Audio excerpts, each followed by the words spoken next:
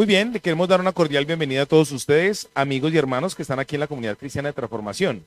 Una iglesia con propósito para la gente de hoy.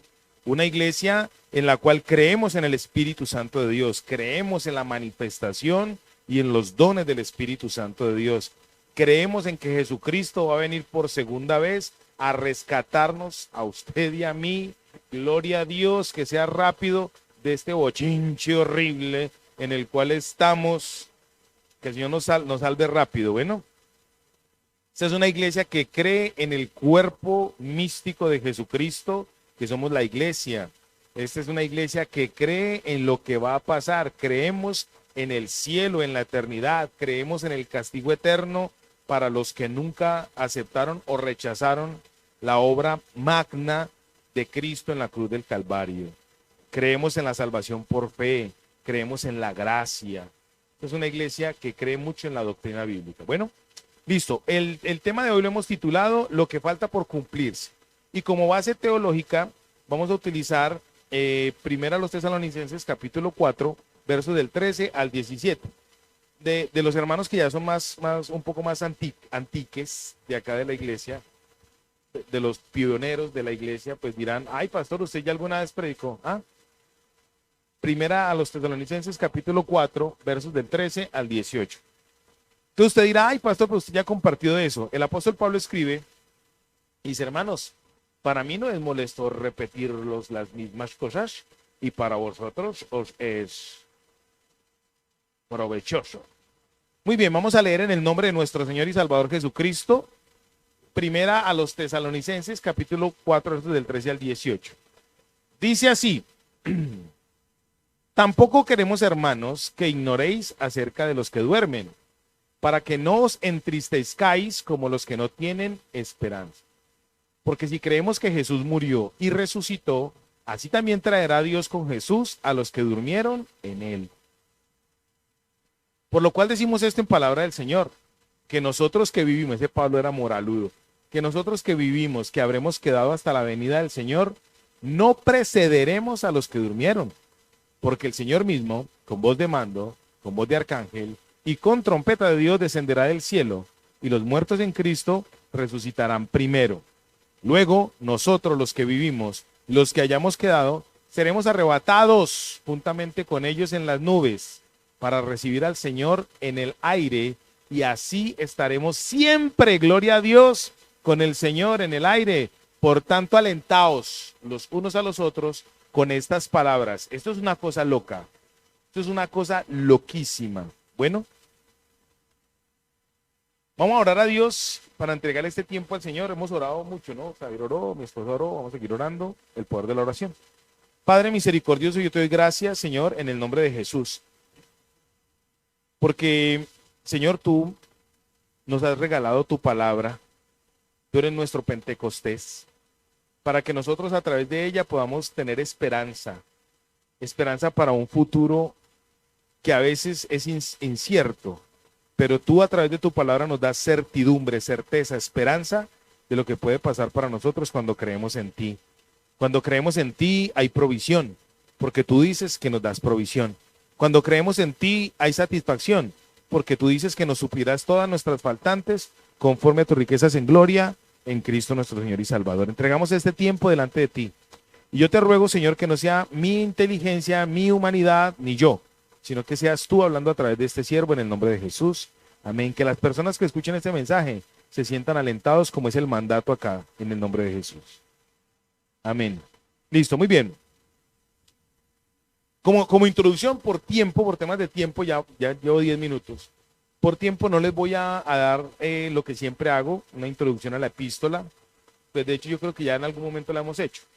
En el momento que Pablo escribió esta epístola, dónde estaba, lo que implicaba la ciudad de Tesalónica y demás. Pero no, por tiempo no lo voy a alcanzar a hacer. Pero sí les voy a hablar de algo que ocurría en Tesalónica. En la iglesia o en la ciudad de Tesalónica ocurría algo interesante. Esta ciudad era conocida porque adoraban, por lo general, la mayoría de epístolas o cartas que el apóstol Pablo escribe, se colocaban en lugares o Dios establecía las iglesias en lugares donde eran muy idólatras. Tenían alguna inclinación a algún tipo de Dios o deidad específica. Resulta que en Tesalónica era un pueblo o era una ciudad que como estaba a la orilla del mar, por la ribera del mar Mediterráneo, de allá sacan una piedra que la utilizan mucho en esa región para sacar lápidas. Pero resulta que no es la lápida de mármol como usted y yo acostumbramos a verla, sino que es una piedra negra. Entonces todo lo que estaba allá era como un ambiente muy lúgubre. ¡Ah! ¡Qué meo! Así. Y el espíritu de esa gente era de los que habitaban, no de la iglesia, sino de los tesalonicenses en general, era así. Era muy apesadumbrado. Entonces ellos tenían un dios o una deidad que adoraban, que era como la especie del Anubis de Egipto, que era el dios de los muertos, el que recibía a los muertos. Así que ya les voy a leer una escritura que encontraron unos arqueólogos hace muy poquitico en ese sector. Y refuerza lo que vamos a estudiar acerca de tesalonicenses. Entonces ellos eran muy inclinados a ese tipo de adoración, a esa deidad oscura, negra. Entonces cuando el apóstol Pablo llegó a predicar allá, él llegó a predicar y hacía 15, 20, tal vez 30 años máximo, que el Señor Jesucristo había muerto y había resucitado. Entonces olía todavía al aroma de Jesucristo en ese sector. Olía todavía a la sangre de Jesucristo en su vestidura. Olía, todavía se hablaba de un hombre que habían crucificado en Jerusalén, de un hombre que decía que era el Hijo de Dios, o sea, se sentía eso. Entonces el ambiente era un ambiente muy, muy fuerte. Y entonces cuando el apóstol Pablo llegó a predicar allá, él llegó con un mensaje de esperanza y salvación.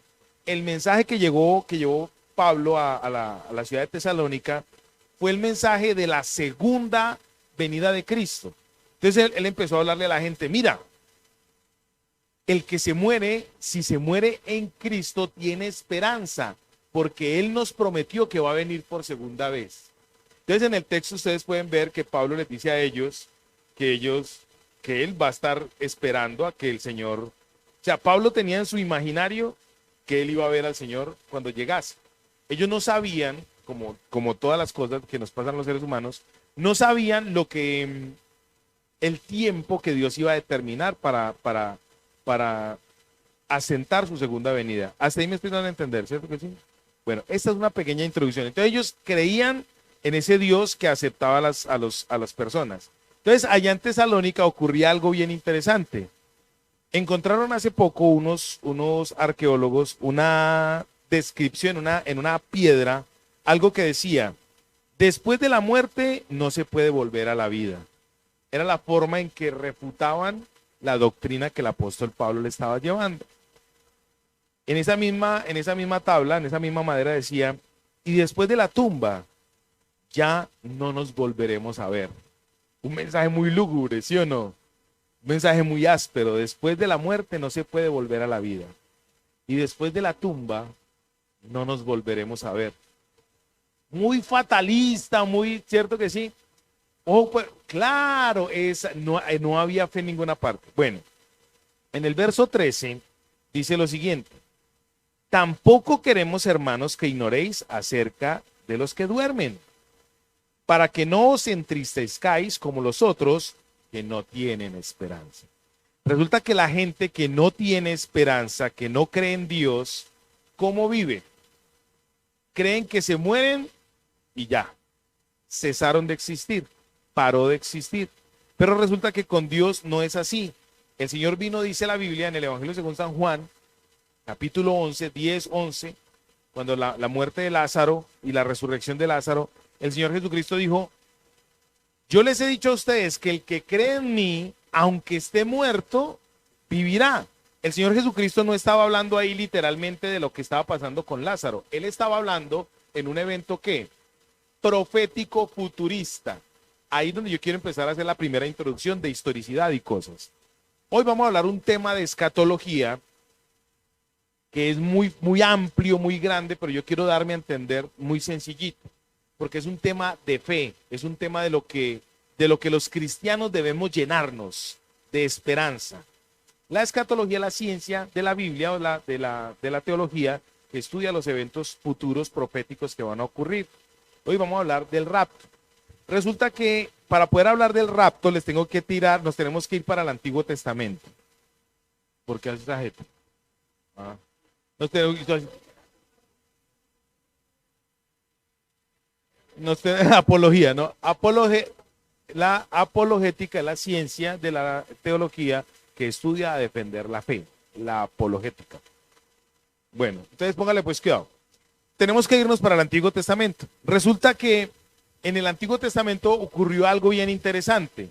En el libro de Éxodo, en el libro de Levítico y en el libro de Deuteronomio, el Eterno, el Padre, Yahweh, cuando sacó al pueblo de Israel de tierra de Egipto, de tierra de esclavitud, así como nos sacó a usted y a mí de la tierra de esclavitud y de ceguera espiritual en la cual nosotros vivíamos, Él los sacó de allá y les entregó una obra maravillosa, que fue en unas tablas de piedra, o en unas láminas de piedra, la ley, el decálogo, lo que llaman los 10 mandamientos.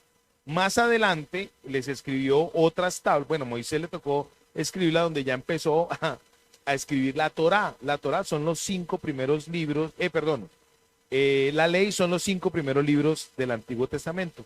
La Torá completa son los 39 libros que usted y yo tenemos en nuestra Biblia del Antiguo Testamento. Resulta que para poder entender el evento futuro del que vamos a hablar necesitamos ir allá. Allá el Señor es muy fiestero, Dios es muy rumbero. El Señor es mero rumbero, a Él le gustan las fiestas. Y ahí en el pueblo de judío, en el pueblo de Israel, en la nación de Israel, sobre todo en los judíos ortodoxos, porque hay que hacer una claridad. Hay judíos religiosos ortodoxos y hay otros judíos religiosos heterodoxos.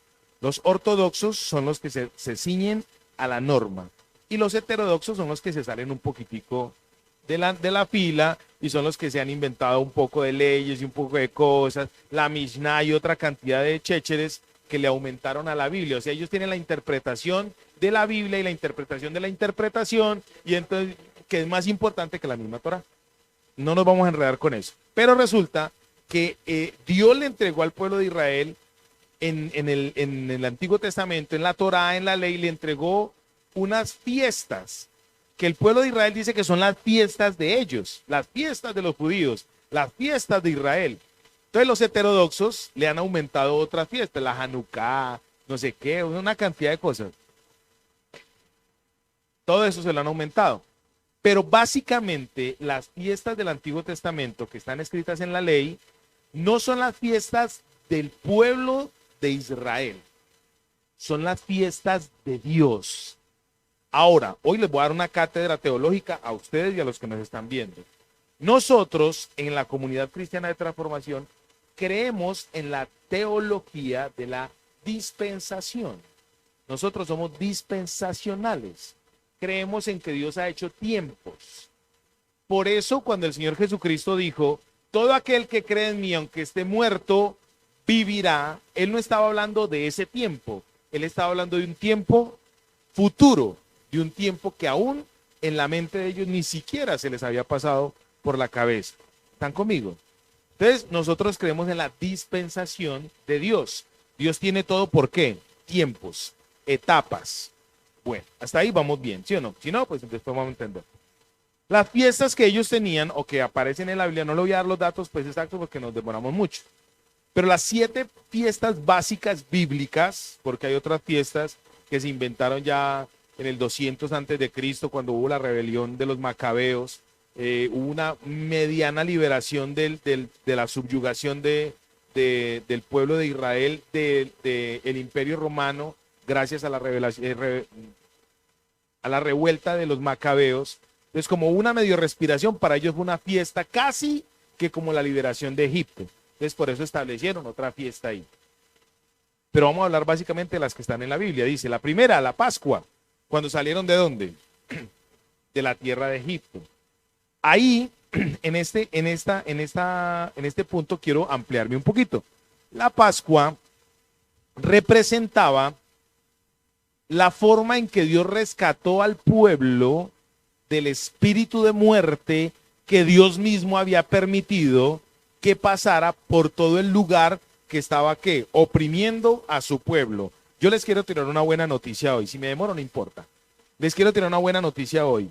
Cuando usted se sienta oprimido, cuando usted sienta que en su vida no hay fruto, cuando usted sienta que en su vida como que usted no está creciendo espiritualmente, como que la iglesia no está creciendo, cuando usted sienta que en su vida personal hay algo que como que lo está matando, Dios enviará un ángel, un espíritu que va a matar todo aquello que a usted no lo deja crecer. Dios lo va a hacer, porque resulta que en ese tiempo, hace 3500 años que ocurrió este evento, ellos empezaron a matar un corderito. Era el cordero ¿qué? Pascual. Hoy en día usted y yo no matamos a un corderito. Ya hoy en día Dios mató a Jesucristo para que a través de ese cordero de Dios que quita el pecado del mundo, el espíritu de muerte que haga con nosotros pase por encima. La palabra Pascua significa salto o pasar por encima. Cristo hace que la condenación de nosotros pase por ¿dónde? Por encima. Eso a usted y a mí, ¿qué nos tiene que traer? Esperanza. En Tesalónica la gente no entendía eso. Entonces por eso cuando se morían les daba tristeza. Cuando adoraban a otros dioses se llenaban de tristeza porque no entendían la esperanza que hay en el Dios de la Biblia. Hasta ahí me estoy dando a entender, ¿sí o no? Resulta que antes de que ocurriese ese evento de la Pascua para ellos salir de la tierra de esclavitud, había algo interesante. En Génesis se sacrificaba un cordero por persona.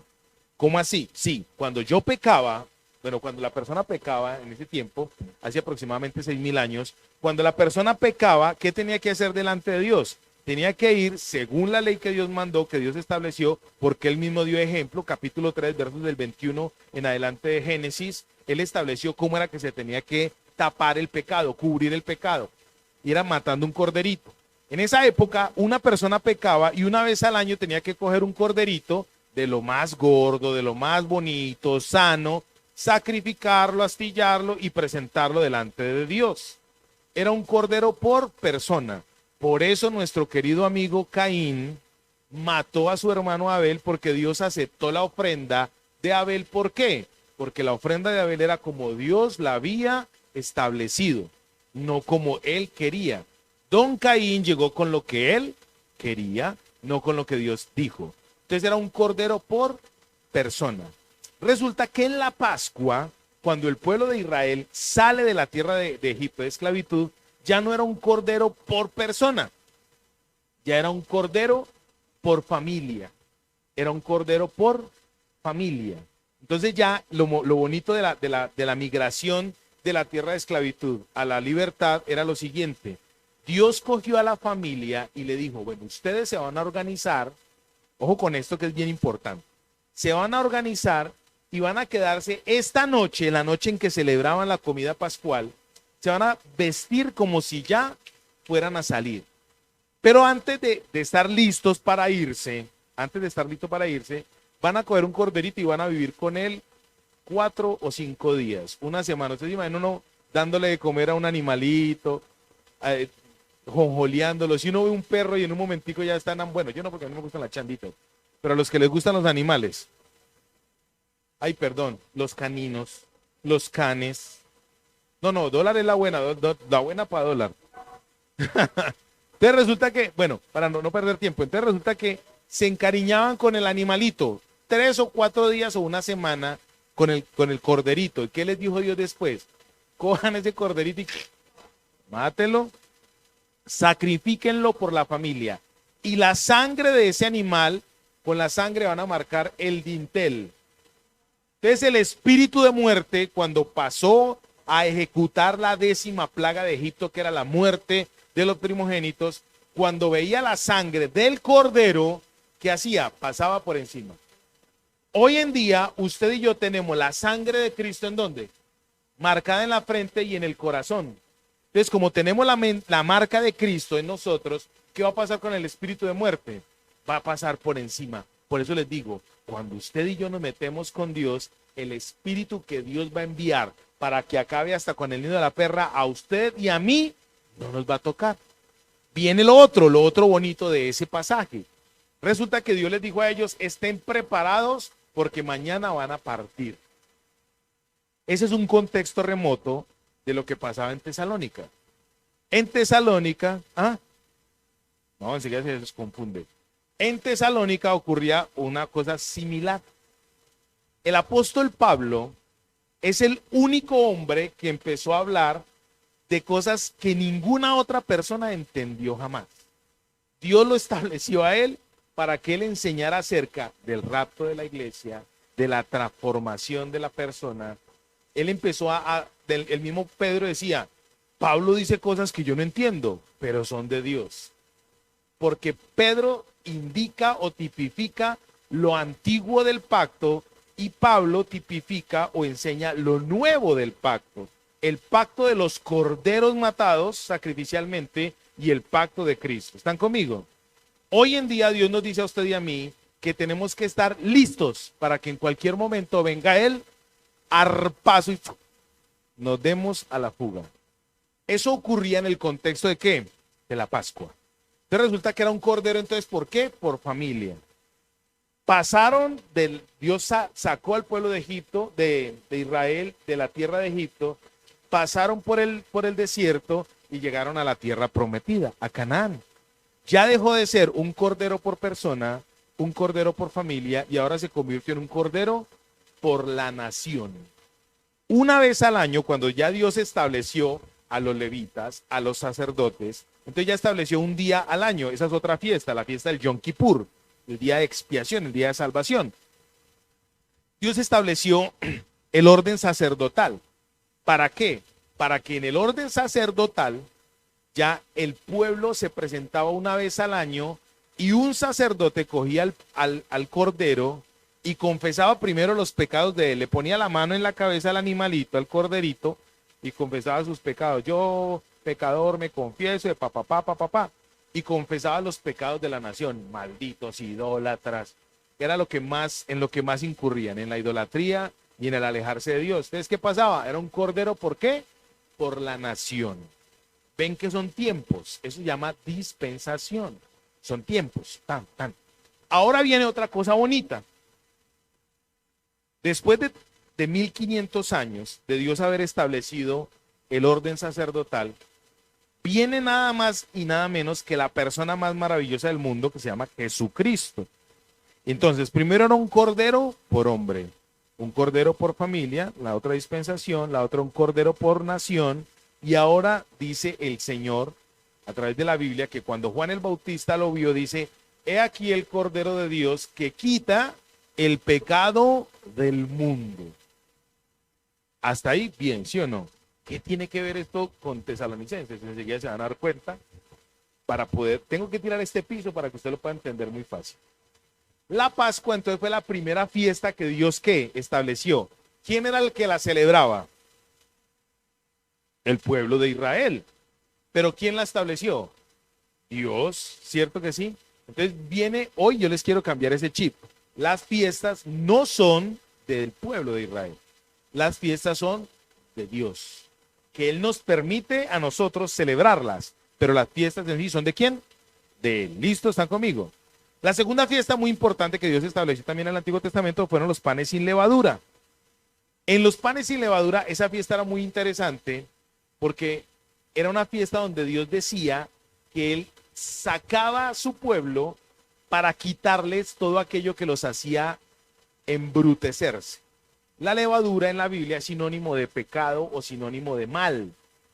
Entonces Dios estableció una fiesta para indicar que había libertad del mal. Amén. ¿A usted no le parece bonito eso?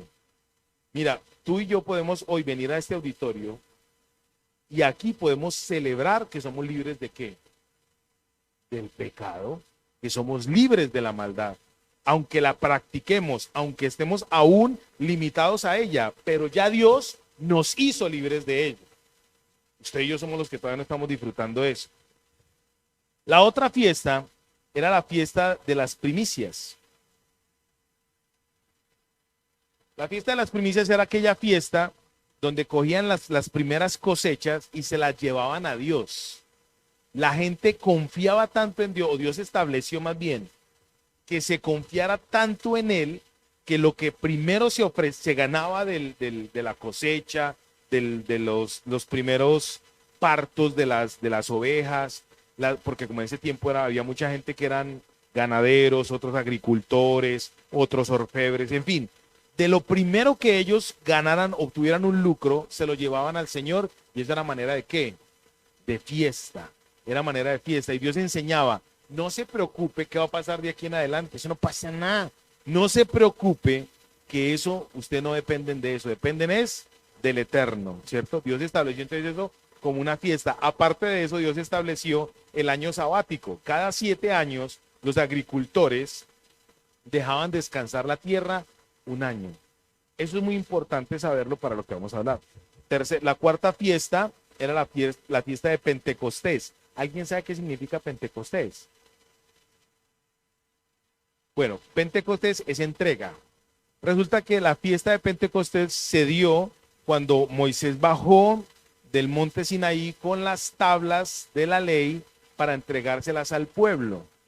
Ahí es muy importante lo que voy a hablar enseguida.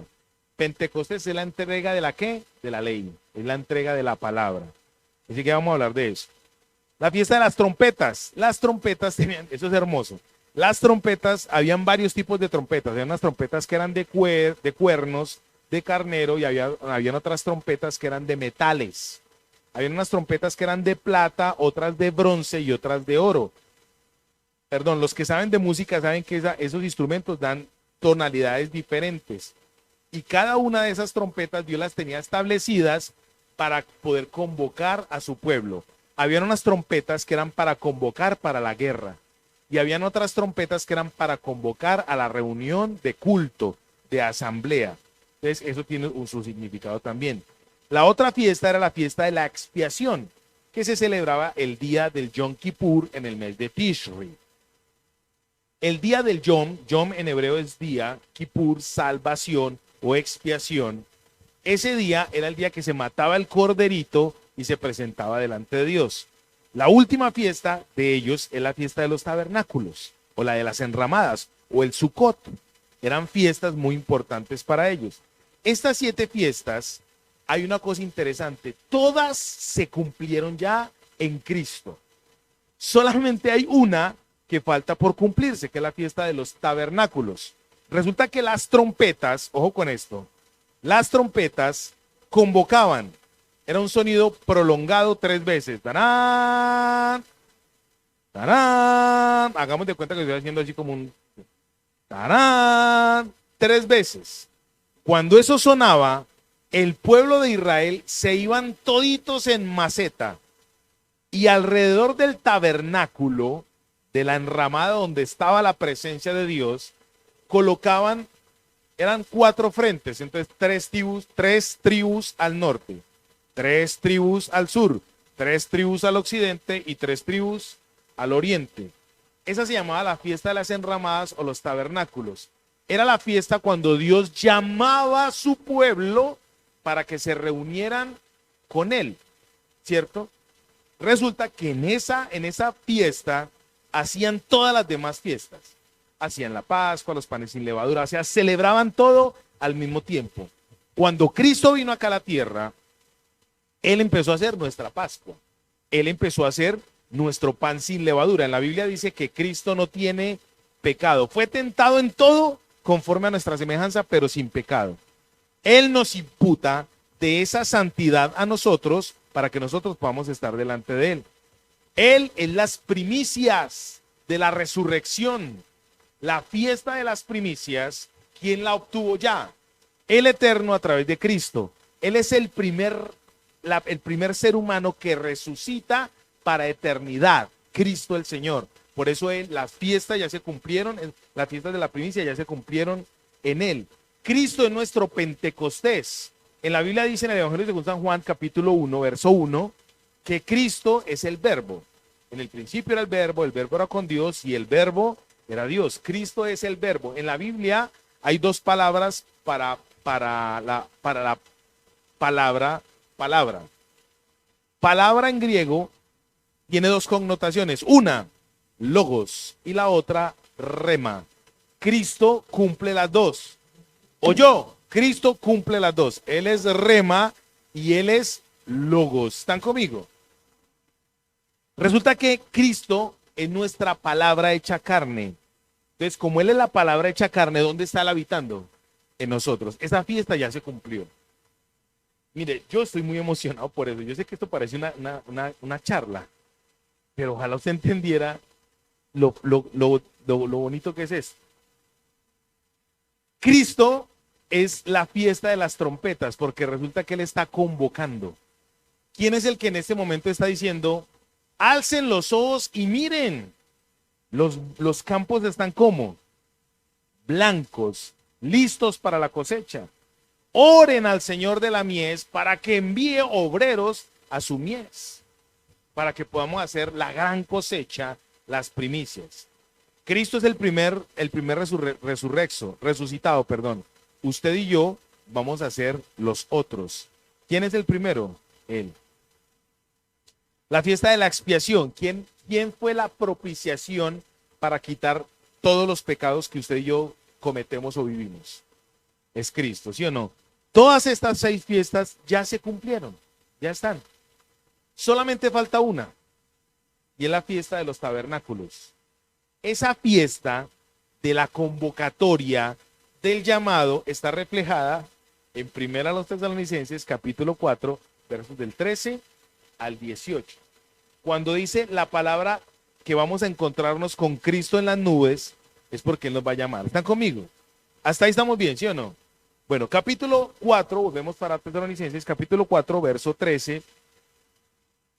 Dice así, hermanos, la gente del mundo no tiene esperanza porque resulta que a ellos no se les ha presentado el Cristo de la Biblia, el Dios eterno misericordioso, que hizo todo un proceso, yo lo llamo el kinder de Dios, el proceso para mostrarnos a nosotros que hoy usted y yo estamos viviendo en la mejor época del mundo a nivel espiritual, porque estamos a portas de que verdaderamente se cumpla lo que han venido profetizando desde hace 2000 años.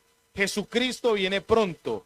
El que no tiene esperanza te va a decir a ti, eso lo vienen diciendo hace 2000 años, porque esa persona no tiene esperanza, no conoce de Dios, pero el que conoce de Dios sabe que para Dios un día son como 1000 años. Y 1000 años son como un día. O sea que delante de Dios, ¿cuántos días han pasado? 2 días, estamos en el amanecer del tercero. Usted y yo, Dios nos colocó en este lugar, en este espacio geográfico y de tiempo, porque Dios necesita que usted le ayude a hacer las trompetas para empezar a convocar. Ay, el pastor Alexander está diciendo una herejía. Es y no es herejía. Voy a explicar por qué. Resulta que el que va a llamar, dice, con voz de mando, con voz de arcángel y con trompeta de Dios, es Cristo. ¿Y Él va a llamar a quién? A los que son salvos. Pero antes de eso, usted y yo tenemos que ser la trompeta de Dios que anuncia la convocatoria de Dios. Usted y yo somos los que tenemos que anunciar que Dios está llamando, que Dios está diciendo, miren, trámpese. No se concentre tanto en su trabajo, no se concentre tanto en lo que le está robando el tiempo. Porque lo que le roba el tiempo a usted, lo que más invierta tiempo a usted, en lo que le quite la vista a Dios, eso se llama idolatría. Ah, pastor, para usted es muy fácil porque usted vive de los diezmos. Claro. ¿Sí o no? Mire, la Biblia hay un relato muy bonito donde muestra que Dios a su pueblo una vez lo puso en una mano el palustre y en otra mano la espada. Hay pastores conmigo que somos bivocacionales. Trabajamos en la obra y trabajamos dándole golpes a la tierra, ¿cierto? Pablo, el apóstol Pablo decía, yo le decía a los corintios, yo a ustedes, para ustedes no fui gravoso, yo trabajaba haciendo tiendas. Para que ustedes no digan, ay, es que lo están manteniendo. Mire, con autoridad de Dios le digo, este es el tiempo en que usted y yo tenemos que entramparnos a mirar las cosas de arriba. Como decíamos en el mensaje pasado, ¿en qué estamos pensando? ¿Cuál es la esperanza que usted tiene? La gente en el mundo, mire, hay gente en el mundo que creen en que María Auxiliadora les va a hacer el milagro. ¿Cómo es que se llama lo que cree esta muchacha del apartamento? Reiki, algo así. Gente que cree que los ángeles les van a hacer milagros. Gente que cree que pecado, que las benditas ánimas le van a hacer milagros. Gente que no tiene esperanza. Y esa gente que no tiene esperanza, ¿cómo están? Dice la Biblia que están muertos, están separados de parte de Dios, están separados de la gloria de Dios. Amén. Hoy Dios quiere que usted entienda que la trompeta está a punto de sonar. La Pascua ya fue, las primicias ya fueron, todas las fiestas ya fueron, solamente falta una, los tabernáculos, el Sucot. Y ya Dios nos está diciendo a usted y a mí, estén preparados porque en cualquier momento puede pasar. Esta es una de las doctrinas más hermosas que existen para mí en la Biblia, en el Nuevo Testamento, y al mismo tiempo es una de las más atacadas. Hay gente que dice que eso no va a ocurrir. Eso no pasa nada. Eso es mentira. Para el que no cree, es mentira. Pero una esperanza tenemos nosotros los que creemos, y es que Dios no nos va a dejar ver corrupción. Dios no va a permitir que usted y yo veamos cómo este mundo en decadencia nos absorba en medio de su afán y en medio de su vaciedad. Dios quiere decirnos a usted y a mí que hay esperanza para nosotros. Por eso dice en el verso 13, no ignoren acerca de los que duermen. Les leí lo que pasaba en Tesalónica, ¿no? Ahí encontraron ese escrito. Después de la vida, después de la muerte, no se puede volver a la vida. Y después de la tumba, no nos volveremos a ver. La gente en Tesalónica estaba muy desanimada porque empezó a ocurrir algo. Y es que los cristianos, los que creyeron en Jesucristo, los que escucharon el mensaje de Pablo, el apóstol Pablo diciendo que Jesús iba a venir por segunda vez, empezaron a morirse. Entonces esa gente empezó a ¿qué? A perder la esperanza, a perder la fe. ¿Cuántas veces a usted le ha pasado eso? La verdad. ¿Cuántas veces usted ha perdido la esperanza? El apóstol Pablo le está diciendo a ellos, no queremos que ignoren eso. Cuando la Biblia dice no queremos que ignore, es porque tiene que importancia. Es bien importante. La palabra para dormir aquí, en griego es keimai, keimai. Cuando dice, no queremos que ignoréis acerca de los que duermen, la palabra dormir aquí es keimai. Significa echarse a dormir o acostarse, literalmente. Echarse a dormir o acostarse. Cuando la Biblia dice esto, quiere decir que el que es creyente no va a entrar en la condenación directa del infierno, sino que va a estar en un proceso de descanso antes de ir a la presencia de Dios. Antes de ir. ¿A ustedes no les gustaría entrar en un proceso de descanso? Qué bueno, ¿sí o no? Estar en la presencia de Dios, poder disfrutar de estar cerca de Él. Echarse a dormir. En el verso 14, entonces no tienen esperanza. Hasta ahí está claro, ¿sí o no? No tienen esperanza. ¿Usted tiene esperanza? Hermana, ¿se me está durmiendo? Activa. ¿Quiere agüita? Esperanza. ¿Cuántos de los que están aquí tenemos esperanza? Estamos esperando a Jesucristo. Amén. ¿Sí o no? Listo. Verso 14 dice, porque si creemos que Jesús murió y resucitó, así también traerá Dios con Jesús a los que durmieron en él. A mí me encanta esto. Mira que ahí no dice que Jesús durmió. No. Ahí que dice que Jesús, ¿qué hizo? Él sí murió. Dice, porque si creemos que Jesús murió y resucitó, así también traerá Dios con Jesús a los que durmieron en él. ¿Por qué en Jesús dice murió y en los otros dice durmieron? En la Biblia hay 3 tipos de muerte. ¿Quieren saber cuáles son los tipos de muerte? O ya dejamos así por hoy. Y 3 tipos de muerte hay en la Biblia. La primera muerte, el enemigo de la fe, el amigo de Adán, el que lo engañó. Satanás, en Génesis capítulo 3, le dijo al hombre a través de Eva, con que Dios ha dicho, puso en duda la palabra de Dios. ¿Sabe Dios que el día que coman de ese fruto no morirán, sino que serán semejantes a Dios, conociendo el bien y el mal? El mandato de Dios, ¿cuál fue? De todos los árboles del que hay en el huerto del Edén pueden comer, pero del árbol que está en el centro del huerto, de ese no pueden comer. ¿Cuál fue el árbol? El árbol del conocimiento del bien y del mal. Era papaya. Era porque el diablo les dio papaya y ellos se la comieron. Resulta que ese árbol, Dios les dijo, el día que coman de eso morirán. La raza humana estaba creada para vivir ¿qué? Eternamente. Pero cuando desobedecieron, vino el juicio de Dios y entró la muerte. La primer muerte de la que habla la Biblia es la muerte espiritual. Adán no murió físicamente. De hecho, Adán vivió la bobadita de 930 años y tuvo hijos e hijas. Después de que se comió eso, vivió muchísimos años más. Parece que tenía 130 años cuando comió eso y después vivió otros 800 años. La primera muerte que hay es la muerte ¿qué? Espiritual. Entonces Cristo murió espiritualmente, muy teso, ¿sí o no? Él no murió espiritualmente porque él nunca durmió. Él nunca durmió, él siempre estuvo tan. La segunda muerte de la que habla la Biblia es la muerte física. Ojo con este orden, muerte espiritual, muerte física. Es la muerte que vivió Adán y que ya después de eso todos los seres humanos vivimos, la muerte física. Y está la tercera muerte, que es la muerte eterna. La palabra muerte en la Biblia es separación. De la primera separación que hay, una separación ¿qué? Espiritual, ahí donde está el secreto. Cristo no murió espiritualmente, sino que se separó espiritualmente ¿de quién? Del Padre. Por eso Cristo en el Getsemaní lloraba y sudaba lágrimas de sangre. Él no estaba llorando porque ay, me van a matar en la cruz.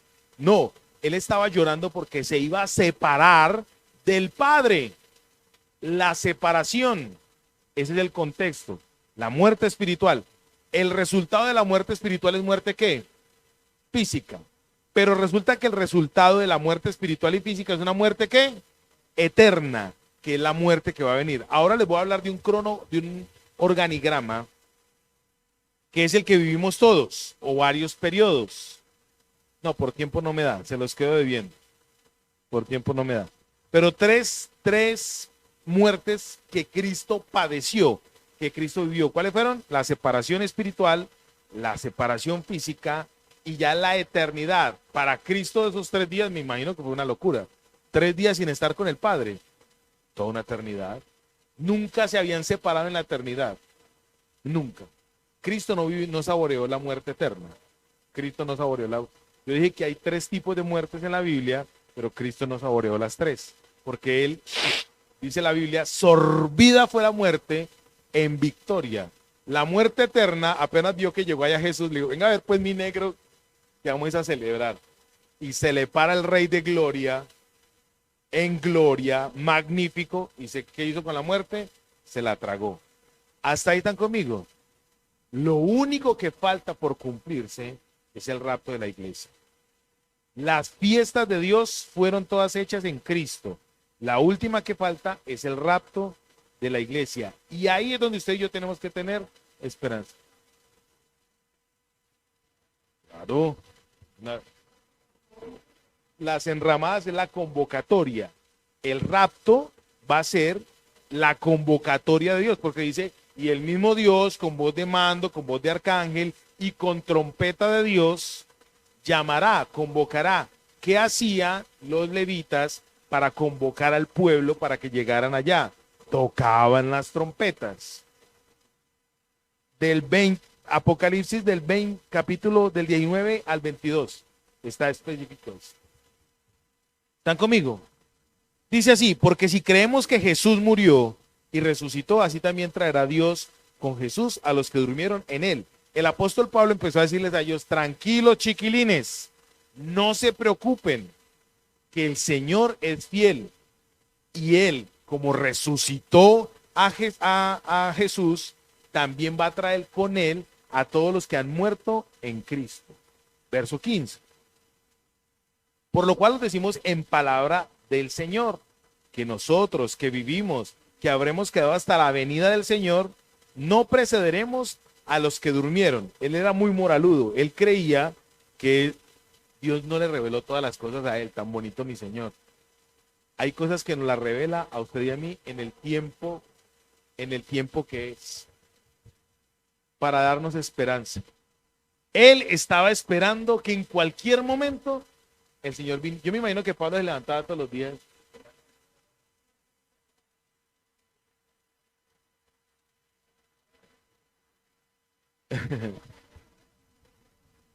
Hay muchos que están allá en el Getsemaní, en el Getsemaní. Bueno, muy bien. El apóstol Pablo empezó a decirles a ellos, no se preocupen, que la gente que durmió en el Señor, los que están echados, acostados durmiendo, nosotros no vamos a ir primero que ellos al cielo. Ellos van a ir primero. Entonces empezó a darles a ellos la motivación de dónde? De la eternidad. ¿Cuál es la motivación que usted y yo debemos tener? La eternidad. ¿En qué debemos pensar? En la eternidad. Dese cuenta que desde el Antiguo Testamento hasta el día de hoy Dios ha establecido ¿qué? La eternidad, para que venga gente ignorante a decir, ese Dios magnicida, ese Dios de lo que es un lindo, porque si no fuese por su amor y misericordia, ya nos había consumido a todos. ¿Cómo recibirá Dios la imagen corrupta de la gente? Mira, la gente está tan muerta espiritualmente que le hacen fiesta al orgullo gay. Y hay gente que dice, ay, cómo se ven de lindo chupando jetica los dos. Se naturalizan. Y eso dice la Biblia, que es la muerte espiritual. A Dios le duele más, ojo con esto que les voy a decir, a Dios le duele más la muerte espiritual que la muerte física. A Dios lo que realmente le duele es la muerte espiritual. Por eso Él nos dio a usted y a mí el ministerio de la reconciliación. Es tan importante ese ministerio que Dios nos lo otorgó a usted y a mí para que ayudemos a resucitar gente muerta espiritualmente. Y hay gente que no, como no tienen esperanza, no conocen a Dios. A ese Dios que mató en una noche 185,000, pero ¿cuántos ha matado el pecado? ¿Cuántos han muerto separados de la gloria de Dios? Eso no tiene contadero. El infierno se está llenando y nosotros pensando en bobadas. Ay, en la iglesia me miraron mal. Chismoso, no voy a volver. No me invitaron, el pastor no me saludó, la pastora es de mal genio.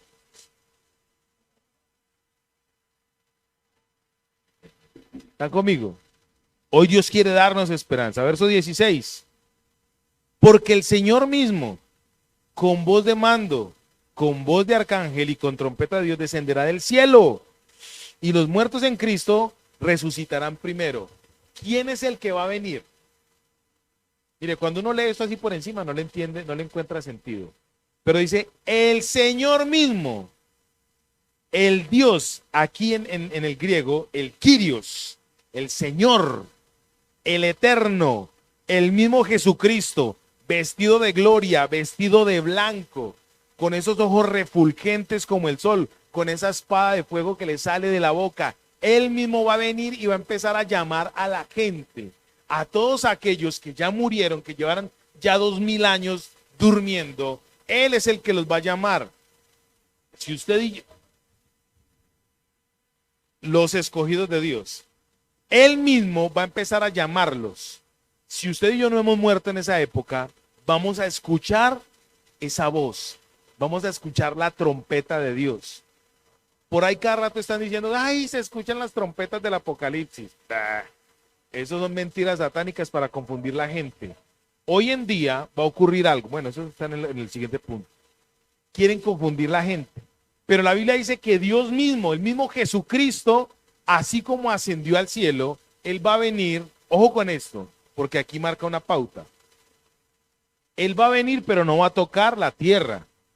Dice aquí que Él va a venir y en el aire nos va a esperar. Entonces, el rapto es un proceso, una dispensación, un tiempo. Él nos va a esperar en el aire, dice la Biblia, y allá nos vamos a quedar con Él. ¿Para cuándo? Para siempre. Bueno, ese para siempre es una porción en la línea de eternidad, va a ser una porción. El milenio viene después. Yo les tengo aquí el dato que era el dato que les iba a decir. Rapto, tribulación, gran tribulación, juicio, batalla de Armagedón, segunda venida, reinado milenial. Saqué 10 puntos en los que nosotros creemos. ¿Cómo sería cronológicamente esto? Pero por tiempo no nos va a dar, obviamente. No nos vamos a... Pero quiero centrarme en esto. ¿Quién es el que va a venir? Él mismo, Jesucristo mismo. Este día ha sido como aburridor, ¿no? ¿No? Él mismo va a venir, el mismo Cristo es el que va a venir y nos va a llamar a usted y a mí. Y solamente los escogidos de Dios vamos a escuchar esa voz. Porque la Biblia dice que las ovejas oyen la voz de su pastor y lo siguen. Los hijos Tecnon, los nacidos de lo alto, los adoptados, somos los que vamos a escuchar esa voz y vamos a arrancar directamente para donde está Él. Pero ojo con esto que les voy a decir. Nosotros no vamos a salir de aquí pasivamente. No. De aquí vamos a salir violentamente, agresivamente. Verso 17 dice, luego nosotros, los que vivimos, los que hayamos quedado, seremos arrebatados. La palabra arrebatados ahí es arpazo. Un arpón que coge y saca violentamente, abruptamente de un lugar de habitación, de un ecosistema a algo para que no esté más en ese ecosistema. Hoy en día, mira cómo los tiempos de Dios son espectaculares. Hoy en día hay una ciencia que se llama la ufología. ¿Saben qué es la ufología? Es la ciencia que estudia los objetos voladores no identificados. Yo recuerdo, yo tengo 47 años, voy para 48. Yo recuerdo que hace 45 años hablar de ovnis era una locura. ¡Ay! Yo recuerdo que... Eso lo editan, guiño, guiño. Yo recuerdo que hablar de ovnis hace 40 años era una locura. No, eso no existe, eso no sé qué. Y hoy en día hay una ciencia que estudia los objetos voladores no identificados. El día que a usted y a mí el Señor nos rapte, los gnósticos, los escépticos, los científicos van a decir, fueron los ovnis los que se los llevaron. Ya empezó el proceso de mostrar. Eso se llaman dispensaciones. Hasta ahí me estoy dando a entender, santos de Dios. Entonces resulta que usted y yo vamos a salir de este lugar. Ya voy a terminar. Usted y yo vamos a salir de este lugar, ¿cómo? Vamos a salir de aquí violentamente. No vamos a salir así. Eso va a ser un escándalo. Hoy no vamos a hablar de todo lo que va a ocurrir. Los aviones que se van a caer, los choferes de los buses. No vamos a hablar de todo eso. Pero vamos a salir de aquí abruptamente. Ahora viene la pregunta. Si usted es una persona que tiene esperanza, ¿usted está anhelando ese día? ¿Usted las escucharía?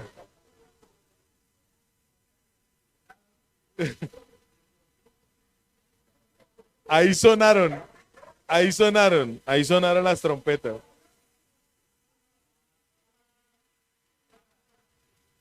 Una vez, ya para terminar con una anécdota, aquí había en esta iglesia un hermano que le decíamos el tío, porque era tío de Johnny, y él tenía en el celular un ringtone que era una corneta, un chofar, y un día estábamos en la iglesia y empezó a sonar el chofar, ahí como ese, empezó a sonar el chofar y llega y dice Johnny, es que bueno, señores, ahí les quedo.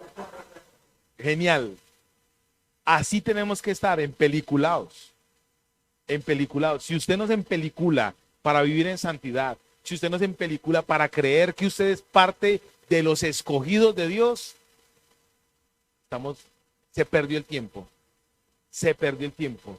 Usted tiene que entenderlo. Usted está llamado a ser incorrupto, a ser transformado.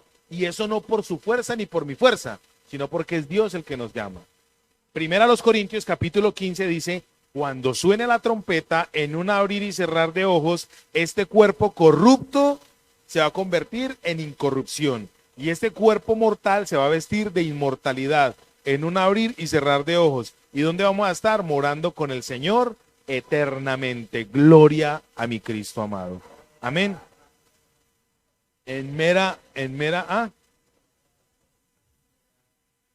Literalmente va a ocurrir. Ay, gloria a Dios. La cena del Cordero, el Salmo 23, cumpliéndose allá, Cristo como anfitrión nuestro. Eso hay que soñarlo, eso hay que soñarlo. Una cosa exagerada, una cosa exagerada. Usted se imagina, porque la Biblia dice que va a ser una cena, la cena.